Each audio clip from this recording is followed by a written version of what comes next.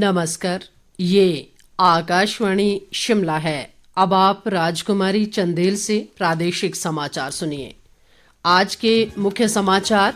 सूचना व प्रसारण मंत्री अनुराग सिंह ठाकुर ने कहा, प्रधानमंत्री नरेंद्र मोदी के कुशल नेतृत्व में पिछले 10 वर्षों में देश में हुए बेहतरीन कार्य। मुख्यमंत्री सुखविंदर सिंह सुक्खू ने प्रत्येक माह के अंतिम 2 दिनों में राजस्व लोक अदालतें आयोजित करने के अधिकारियों को दिए निर्देश। प्रदेश सरकार ने भारतीय प्रबंधन संस्थान सिरमौर व अखिल भारतीय आयुर्विज्ञान संस्थान बिलासपुर में नए इंक्यूबेशन सेंटर स्थापित करने के लिए समझौता ज्ञापन किए हस्ताक्षरित। और नेता प्रतिपक्ष जयराम ठाकुर ने कहा, प्रधानमंत्री सूर्योदय योजना देश की भविष्य की ऊर्जा जरूरतों को करेगी पूरा।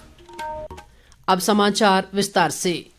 केंद्रीय सूचना व प्रसारण और युवा सेवाएं व खेल मामलों के मंत्री अनुराग सिंह ठाकुर ने कहा है कि प्रधानमंत्री नरेंद्र मोदी के कुशल नेतृत्व में देश में पिछले 10 वर्षों में सड़क, शिक्षा व स्वास्थ्य सहित विभिन्न क्षेत्रों में बेहतरीन कार्य हुए हैं। हमीरपुर जिले के दौरे के दूसरे दिन आज टौणी देवी में पत्रकारों से बातचीत में उन्होंने कहा कि जो काम पिछले 60 वर्षों में नहीं हो पाए, उससे अधिक काम मोदी सरकार ने मात्र 10 वर्षों में किए हैं।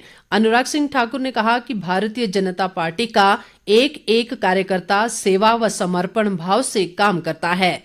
प्रभु श्रीराम के प्राण प्रतिष्ठा समारोह के बारे में बात करते हुए उन्होंने कहा कि 500 वर्षों के संघर्ष, त्याग और बलिदान के बाद रामलला अपने भव्य स्वरूप में अयोध्या धाम में विराजमान हो चुके हैं। केंद्रीय मंत्री ने कहा कि पूरे देश में भाजपा ही एकमात्र राजनीतिक दल है जिसने अपनी विचारधारा को सदैव मजबूती के साथ पकड़े रखा है। इससे पहले अनुराग सिंह ठाकुर ने टौणी देवी में जिला भाजपा के सोशल मीडिया व आईटी पदाधिकारियों के साथ आगामी लोकसभा चुनाव को लेकर विस्तृत चर्चा की। उन्होंने कहा कि केंद्र सरकार की योजनाओं व विकास कार्यों को जन जन तक पहुंचाने में सोशल मीडिया और आईटी की अहम भूमिका है। मुख्यमंत्री सुखविंदर सिंह सुक्खू ने अधिकारियों को प्रत्येक माह के अंतिम 2 दिनों में राजस्व लोक अदालतें आयोजित करने के निर्देश दिए हैं। शिमला में आज प्रशासनिक सचिवों की बैठक की अध्यक्षता करते हुए उन्होंने कहा कि इन लोक अदालतों के उत्साहजनक परिणाम सामने आ रहे हैं। मुख्यमंत्री ने कहा कि इन अदालतों में अब तक इंतकाल के 65,000 से अधिक और तकसीम के करीब 4,000 लंबित मामलों का निपटारा किया जा चुका है। उन्होंने कहा कि लोगों की समस्याओं का समाधान करने के लिए राज्य सरकार प्रतिबद्ध है। मुख्यमंत्री ने कहा कि बिजली महादेव रोपवे के निर्माण के लिए केंद्र और राज्य सरकार के बीच समझौता ज्ञापन पर हस्ताक्षर किए गए हैं। उन्होंने पर्यटन व स्थानीय लोगों की सुविधा के दृष्टिगत रोपवे स्थापित करने के लिए अतिरिक्त स्थल चिन्हित करने के निर्देश भी दिए। मुख्यमंत्री ने कहा कि स्वरोजगार को बढ़ावा देने के लिए राज्य सरकार ने 680 करोड़ रुपए की राजीव गांधी स्टार्टअप योजना आरंभ की है, जिसके लिए अब तक 1221 आवेदन प्राप्त हुए हैं। मुख्यमंत्री ने ई चार्जिंग स्टेशन स्थापित करने की प्रक्रिया में तेजी लाने के निर्देश दिए और कहा कि ई वाहनों से भ्रमण पर आने वाले पर्यटकों की सुविधा के लिए प्रदेश पर्यटन विकास निगम के होटल परिसरों में ई चार्जिंग स्टेशन स्थापित किए जाएंगे। मुख्यमंत्री ने कहा कि वन विभाग में वन मित्रों की भर्ती की प्रक्रिया चल रही है और अगले महीने के पहले सप्ताह से शारीरिक परीक्षण भी आरंभ हो जाएगा। उन्होंने पुलिस विभाग में 1226 पुलिस कांस्टेबल के पदों को भरने की प्रक्रिया में तेजी लाने के निर्देश भी दिए। उन्होंने कहा कि राज्य सरकार प्रदेश के लोगों को घर द्वार के समीप विशेषज्ञ स्वास्थ्य सेवाएं प्रदान करने के लिए प्रतिबद्ध है और अब तक 50 विधानसभा क्षेत्रों में आदर्श स्वास्थ्य संस्थान स्थापित किए जा चुके हैं। स्वास्थ्य मंत्री कर्नल धनीराम शांडिल ने कहा है कि कसौली विधानसभा क्षेत्र की दुर्गम पंचायत नारायणी और भोजनगर में लो वोल्टेज की समस्या को दूर करने के लिए 35 ट्रांसफार्मर स्थापित किए जाएंगे। क्षेत्र की नारायणी पंचायत के जखरौड़ा गांव में आज सरकार गांव के द्वार कार्यक्रम के दौरान उन्होंने लोगों को संबोधित करते हुए ये बात कही। शांडिल ने कहा कि प्रदेश सरकार समाज के कमजोर वर्गों को लाभान्वित करने के लिए योजनाबद्ध कार्य कर रही है। उन्होंने कहा कि वर्तमान में प्रदेश में 7,83,917 पात्र व्यक्तियों को सामाजिक सुरक्षा पेंशन प्रदान की जा रही है। इस वित्त वर्ष में 41,799 नए पात्र व्यक्तियों को सामाजिक सुरक्षा पेंशन प्रदान की गई है। सांसद किशन कपूर ने कहा है कि पौंग डैम बनने से कांगड़ा जिला के लगभग 20,722 परिवार प्रभावित हुए हैं, जिनमें से 7,743 प्रभावित परिवारों को जमीन मुहैया करवाने के मामले अभी तक लंबित हैं। धर्मशाला में आज पौंग विस्थापितों के पुनर्वास व राहत को लेकर आयोजित समीक्षा बैठक की अध्यक्षता करते हुए उन्होंने ये जानकारी दी। किशन कपूर ने कहा कि जिन विस्थापितों को अब तक राजस्थान में जमीन उपलब्ध नहीं करवाई गई है, उनका वन टाइम सेटलमेंट के जरिए समाधान निकालने की योजना तैयार की जानी चाहिए ताकि उन्हें किसी भी तरह की परेशानी न झेलनी पड़े। उन्होंने कहा कि पौंग विस्थापितों के लंबित मामलों के निपटान के लिए बीबीएमबी प्रशासन को जल संसाधन मंत्रालय और विद्युत मंत्रालय के सचिवों के साथ संयुक्त बैठक आयोजित करने के निर्देश दिए गए हैं।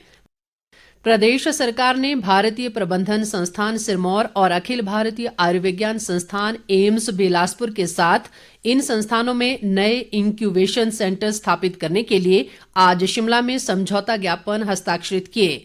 उद्योग मंत्री हर्षवर्धन चौहान की उपस्थिति में ये समझौता ज्ञापन हस्ताक्षरित किए गए। इस अवसर पर हर्षवर्धन चौहान ने कहा कि प्रदेश में स्टार्टअप को सभी प्रकार की सुविधाएं व सहयोग प्रदान करने के दृष्टिगत नए इंक्यूबेशन सेंटर स्थापित करने के लिए प्रभावी कदम उठाए जा रहे हैं।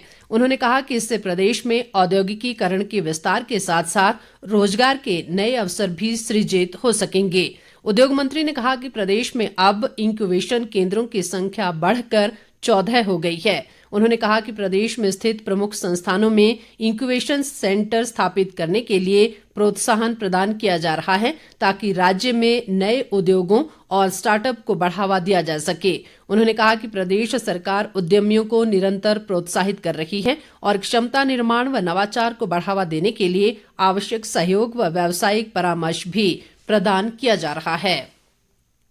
पूर्व मुख्यमंत्री व नेता प्रतिपक्ष जयराम ठाकुर ने कहा है कि राम मंदिर की प्राण प्रतिष्ठा के बाद प्रधानमंत्री नरेंद्र मोदी द्वारा शुरू की गई प्रधानमंत्री सूर्योदय योजना देश की भविष्य की ऊर्जा जरूरतों को पूरा करेगी। शिमला से जारी एक बयान में उन्होंने कहा कि इस योजना के तहत 1 करोड़ घरों पर सोलर पैनल लगाए जाएंगे। जयराम ठाकुर ने कहा कि प्रधानमंत्री की हर योजना देश के व्यापक कल्याण और दीर्घकालीन लक्ष्यों को साधती है। नेता प्रतिपक्ष ने राज्य सरकार पर अपने 1 वर्ष से अधिक के कार्यकाल में प्रदेश में विकास कार्य न करवाने का आरोप भी लगाया। कृषि व पशुपालन मंत्री चंद्र कुमार ने कहा है कि राज्य सरकार बच्चों को गुणात्मक और संस्कार युक्त शिक्षा प्रदान करने पर विशेष बल दे रही है। कांगड़ा जिले के ज्वाली विधानसभा क्षेत्र की राजकीय वरिष्ठ माध्यमिक पाठशाला घाड़ जरोट के वार्षिक समारोह को संबोधित करते हुए उन्होंने ये बात कही। चंद्र कुमार ने कहा कि शिक्षा मनुष्य के जीवन की सबसे बड़ी पूंजी है और शिक्षा युवाओं को भविष्य की चुनौतियों के लिए तैयार करती है। उन्होंने कहा कि नगरोटा सूर्या क्षेत्र में पेयजल व्यवस्था को सुदृढ़ बनाने के लिए 30 करोड़ रुपए की राशि खर्च की जा रही है। आयुष, युवा सेवाएं व खेल मंत्री यादविंदर गोमा ने कहा है कि शिक्षा किसी भी व्यक्ति के जीवन का आधार मजबूत बनाती है। उन्होंने कहा कि राज्य सरकार शैक्षणिक ढांचे को मजबूत बनाने के लिए प्रयासरत है और शिक्षकों के खाली पदों को भरने की प्रक्रिया जारी है। गोमा ने कहा कि प्रदेश सरकार द्वारा आगामी शैक्षणिक सत्र से सभी सरकारी स्कूलों में अंग्रेजी माध्यम से पढ़ाई शुरू करने का निर्णय लिया गया है। कांगड़ा जिले की राजकीय वरिष्ठ माध्यमिक पाठशाला बालक रूपी के वार्षिक समारोह को संबोधित करते हुए उन्होंने कहा कि तकनीकी शिक्षा से विद्यार्थियों के कौशल उन्नयन पर भी विशेष बल दिया जा रहा है। चंबा जिले के जनजातीय क्षेत्र पांगी घाटी के एक प्रतिनिधिमंडल ने अपनी समस्याओं को लेकर आज शिमला में मुख्यमंत्री सुखविंदर सिंह सुक्खू व जनजातीय विकास मंत्री जगत सिंह नेगी से मुलाकात की। पांगी के जनजातीय सलाहकार चुनीलाल की अध्यक्षता में प्रतिनिधिमंडल के सदस्यों ने पांगी घाटी में बिजली, पानी, स्वास्थ्य, शिक्षा और परिवहन की बसों की समस्याओं को लेकर मुख्यमंत्री व जनजातीय विकास मंत्री को अवगत करवाया। उन्होंने प्रतिनिधिमंडल को सभी समस्याओं के समाधान का आश्वासन देते हुए संबंधित विभागों को जरूरी दिशा निर्देश दिए हैं।